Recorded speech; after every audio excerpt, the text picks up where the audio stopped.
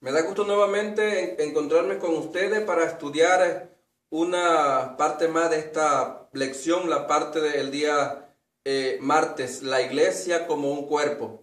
Así que va a ser interesante lo que vamos a estudiar.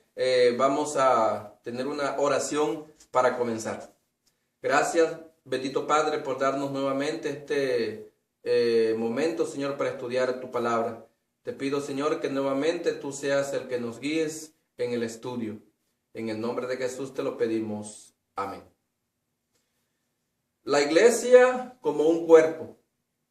En la parte del día lunes estudiamos la iglesia como un templo, en donde lo que más resaltó y nos hizo a ponernos a reflexionar que debemos de construir con materiales fuertes porque el fundamento de la iglesia es Cristo.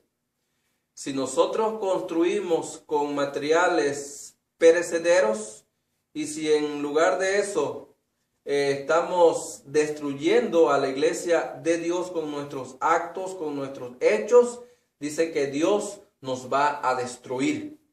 El día de hoy vamos a estudiar sobre la iglesia como un cuerpo. Y ahí en primera de Corintios 12, las funciones de la iglesia están claramente delineadas. Aquí encontramos que la iglesia se asemeja a un cuerpo. Dice ahí en primera de Corintios 12, 27, vosotros pues sois el cuerpo de Cristo y miembros cada uno en particular. Ahí ustedes pueden ver y ojalá que se logre ver bien esta imagen. Ahí vemos prácticamente la silueta o el cuerpo de Cristo y ahí están varias caras de personas. Imaginémonos que ahí está la cara mía y está la cara de usted. Entonces todos, cada uno de nosotros formamos el cuerpo de Cristo. Para vencer en el conflicto, el Espíritu Santo adjudica a cada uno su labor dentro de la iglesia y los capacita con diversos dones. Eso lo podemos encontrar en Primera de Corintios 12, versículo 4 al versículo 11. Y dice de la siguiente manera: ahora bien, hay diversidad de dones, pero el Espíritu es el mismo. Y hay diversidad de ministerios, pero el Señor es el mismo. Y hay diversidad de actividades, pero Dios que hace todas las cosas en todos es el mismo. Pero a cada uno le es dada la manifestación del Espíritu para el bien de todos. A uno es dada por el Espíritu palabra de sabiduría, a otro palabra de conocimiento según el Espíritu, a otro fe por el mismo Espíritu, a otro dones de sanidades por el mismo Espíritu, a otro el hacer milagros, a otros profecías, a otro discernimiento de espíritus, a otros diversos géneros de lenguas y a otros interpretación de lenguas. Pero todas estas cosas las hace uno y el mismo Espíritu, repartiendo a cada uno en particular como Él quiere. Así que vemos que cualquier don que tú tengas, cualquier don que yo tenga, es el Espíritu el que nos lo da. Así que, por lo tanto, nosotros tenemos que que mantener la humildad con las capacidades que Dios nos da, porque no es por nosotros mismos que esas capacidades o ese don lo tengamos. Cuenta mucho la forma en que uno lo tome y las ganas que uno dé por desarrollar ese don, porque dice que Dios, si Él ve que uno desempeña bien ese don, Dios te lo puede multiplicar, pero todo lo da el Espíritu. Vamos a continuar estudiando del versículo 4 del capítulo, versículo 14 al 26, y dice de la siguiente manera: además el cuerpo no es un solo miembro, sino muchos. Si dijera el pie, como no soy mano, no soy del cuerpo, por eso no sería del cuerpo.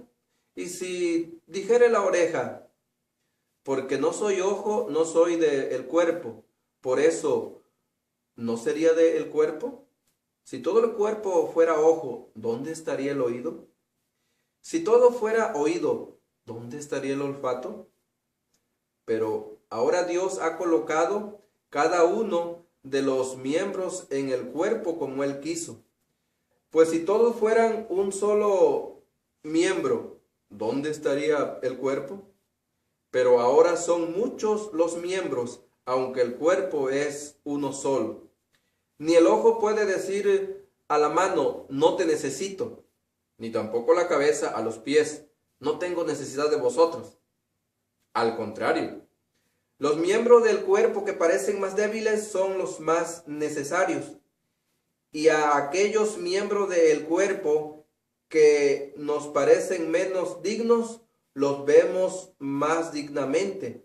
Y los que en vosotros son menos decorosos, se tratan con más decoro. Porque los que en nosotros son más decorosos no tienen necesidad, pero Dios ordenó el cuerpo dando más abundante honor al que menos tenía, para que no haya divisiones en el cuerpo, sino que todos los miembros se preocupen los unos por los otros, de manera que si un miembro padece, todos los miembros se duelen con él, y si un miembro recibe honra, todos los miembros con él se gozan. Vemos estas bonitas palabras de Primera de Corintios 14, Primera de Corintios 12, 14 al 26.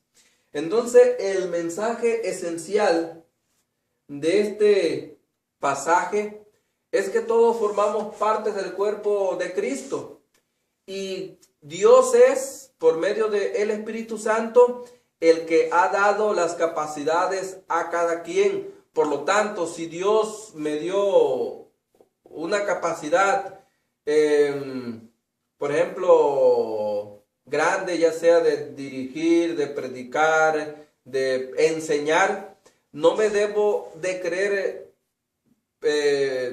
mucho por eso, sino que si Dios me concedió esos dones es porque también al mismo tiempo me está dando esa responsabilidad para que yo use esos dones en bien de los demás y para el engrandecimiento de su iglesia. Así que Pablo entonces, como dice ahí, compara los dones repartidos con las funciones de los diversos miembros dentro del cuerpo. En ningún cuerpo hay solo orejas o solo manos. Para que el cuerpo sea funcional, cada miembro que lo compone debe realizar la función que le corresponde. Si un miembro del cuerpo no cumple con su función, entonces está mal y todo el cuerpo se duele por eso.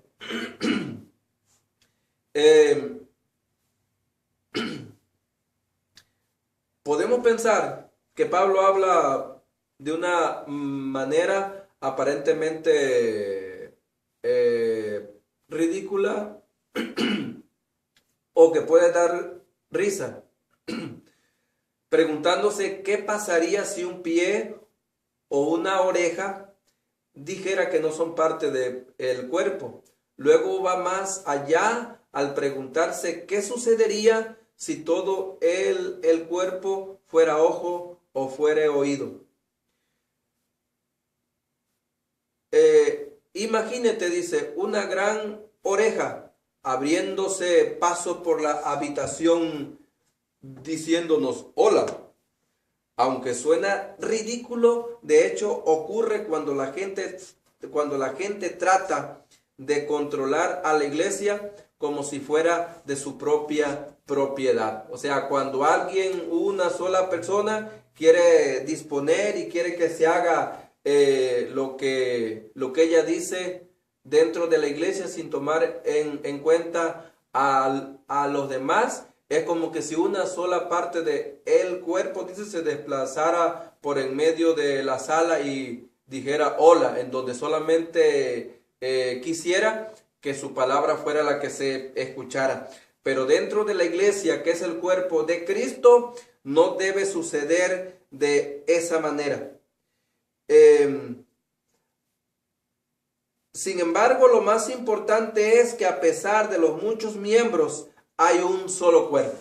Aunque hay muchos miembros, pero el cuerpo solo es uno, y ese cuerpo es Cristo. Hay un solo cuerpo. Cada miembro está vitalmente vinculado a los demás, aunque los que no se consideran a sí mismos como de mucho valor. Esta interdependencia se manifiesta cuando los dolores y las alergias son compartidos.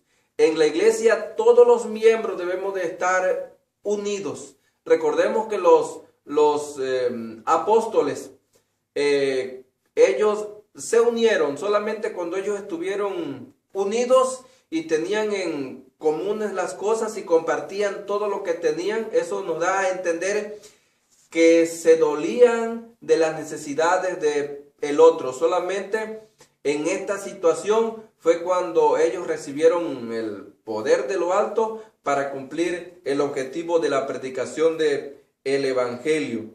Así que nosotros debemos de mantener esa misma unidad.